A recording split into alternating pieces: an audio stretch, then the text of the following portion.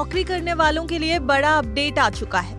और अगर आपका पीएफ कटता है, ईपीएफओ अकाउंट है या फिर आप रिटायरमेंट के लिए पीएफ पर भरोसा करते हैं, तो ये खबर आपके लिए बेहद जरूरी है। इसलिए वीडियो को अंत तक हमारे साथ देखिएगा जरूर। देखिए, ईपीएफओ अब ऐसे बदलाव करने जा रहा है जो करोड़ों कर्मचारियों की सैलरी, पेंशन और पीएफ विड्रॉल के तरीके को पूरी तरह बदल सकते हैं। और अब सबसे बड़ा सवाल, क्या अब पीएफ निकालना आसान होगा या फिर और मुश्किल हो जाएगा? इसके बारे में आपको डिटेल में बताते हैं। अब आप सोचिए कि सालों पहले आपकी पुरानी नौकरी का पीएफ अकाउंट कहीं गायब हो गया, यूएएन लिंक नहीं है, पैसा पड़ा है लेकिन मिल नहीं रहा। तो अब ईपीएफओ इसके लिए एक नया डिजिटल हथियार ला रहा है जिसका नाम है ई प्राप्ति पोर्टल। इसके जरिए लोग आधार की मदद से अपने पुराने और इनएक्टिव पीएफ अकाउंट्स को ढूंढ पाएंगे, उन्हें एक्टिवेट कर पाएंगे और बिना एम्प्लॉयर के चक्कर लगाए यूएएन से लिंक भी कर पाएंगे। यानी जो पैसा सालों से फंसा पड़ा था, उसे अब पाने का रास्ता खुल चुका है। लेकिन कहानी यहीं खत्म नहीं होती, क्योंकि पीएफ विड्रॉल और टीडीएस को लेकर भी बड़ा बदलाव हो चुका है।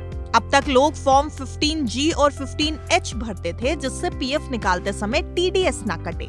लेकिन 1 अप्रैल 2026 से ईपीएफओ ने नया फॉर्म 121 लागू कर दिया है। अब चाहे आपकी उम्र 30 हो या 60, सबके लिए एक ही फॉर्म इस्तेमाल होगा।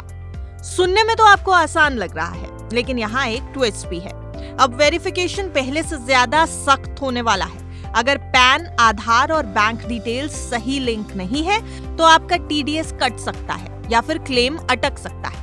यानी ईपीएफओ प्रोसेस को डिजिटल और फास्ट तो बना रहा है, लेकिन गलती की गुंजाइश भी कम कर रहा है। अब चलिए बात उस मुद्दे की जिसका इंतजार लाखों पेंशनर्स सालों से कर रहे हैं, ईपीएस 95 पेंशन। अभी मिनिमम पेंशन सिर्फ 1000 रुपए है और लंबे समय से मांग उठ रही थी कि इसे बढ़ाकर 7500 रुपए यानी 7500 रुपए कर दिया जाए। तो अब लेबर मिनिस्ट्री इस प्रपोजल पर काफी सीरियसली विचार कर रही है और अगर ऐसा होता है तो करोड़ों पेंशनर्स को बड़ी राहत मिल सकती है। हालांकि सरकार पर इसका फाइनेंशियल बर्डन भी काफी पड़ेगा। और सिर्फ पेंशन ही नहीं, पीएफ विड्रॉल रूल्स में भी बड़े बदलाव आपको दिखने वाले हैं। पहले अलग अलग कैटेगरीज और कॉम्प्लेक्स रूल्स थे, लेकिन अब फ्रेमवर्क को आसान किया जा रहा है। कई रिपोर्ट्स के मुताबिक अब विड्रॉल कैटेगरीज कम की जा रही हैं, ऑटो सेटलमेंट लिमिट बढ़ा दी गई है और क्लेम्स को तेजी से प्रोसेस करने पर जोर दिया जा रहा है। ईपीएफओ ने वित्त वर्ष 2026 में record 8 crore 31 lakh claim settle किए हैं, जिनमें बड़ी संख्या ऑटो मोड में सिर्फ 3 दिन के अंदर प्रोसेस हुई है। लेकिन एक ऐसा नियम भी अब सामने आ गया जिसने कई लोगों को चौंका दिया है। नई रिपोर्ट्स के मुताबिक पार्शियल विड्रॉल के बाद भी अकाउंट में कम से कम 25% बैलेंस रखना जरूरी हो सकता है, जिससे आपका रिटायरमेंट कॉर्पस पूरी तरह से खत्म ना हो जाए। यानी अब पीएफ को सिर्फ इमरजेंसी फंड नहीं, बल्कि रिटायरमेंट सिक्योरिटी के तौर पर मजबूत बनाने की तैयारी है। और अगर आपने 5 साल पूरे होने से पहले पीएफ निकाल लिया तो टीडीएस रूल्स भी लागू होंगे। यानी 50,000 रुपए से ज्यादा के विड्रॉल पर पैन लिंक्ड नहीं हुआ तो ज्यादा टैक्स कट सकता है। इसलिए अब ईपीएफओ मेंबर्स के लिए केवाईसी अपडेट रखना पहले से ज्यादा जरूरी हो गया है।